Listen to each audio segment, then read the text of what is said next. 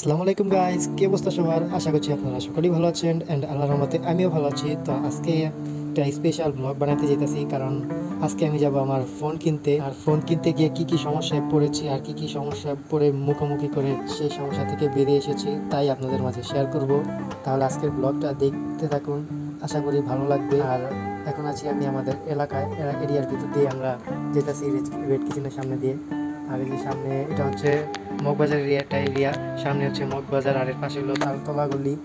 আর এখান দিয়ে আমরা যেতেছি ফোন কেনার উদ্দেশ্যে। তো দেখতে থাকুন আজকের ব্লগটা, আশা করি অনেক ভালো লাগবে। আর কি ফোন কিনলাম ব্লগের শেষে আমি বলবো।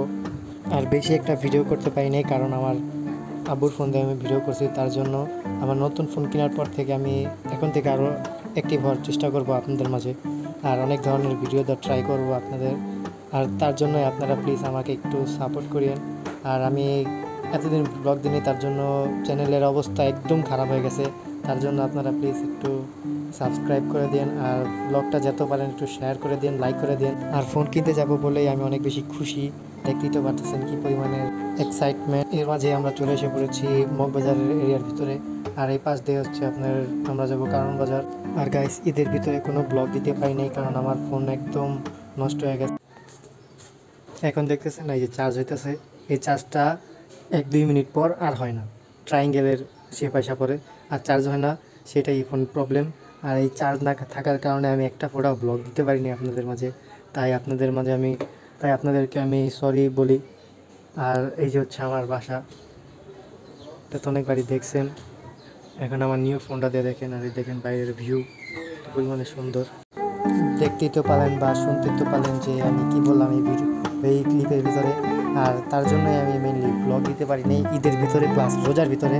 আর তার জন্য আমি সরি, আন্তরিকভাবে সরি।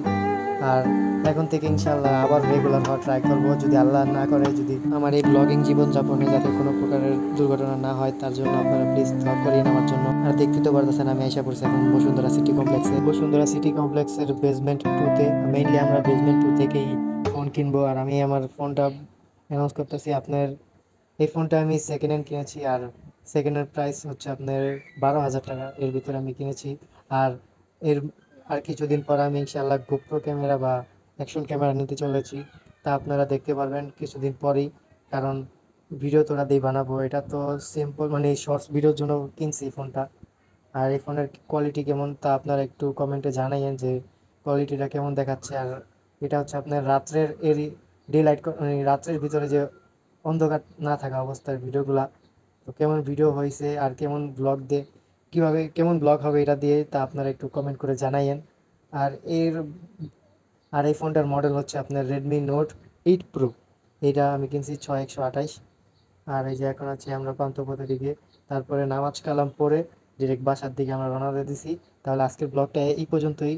ব্লগটা জানি অনেক ছোট হয়ে গেছে, কিন্তু আর এই ছোট ব্লগ দিব না, ইনশাল্লাহ বড় ব্লগ দিয়ে ট্রাই করব। তাহলে ভালো থাকেন। আর নেক্সট ব্লগে আমার ছোটো ভাইয়ের আকিকা বা ছাগল কিনা দেখাবো আমি।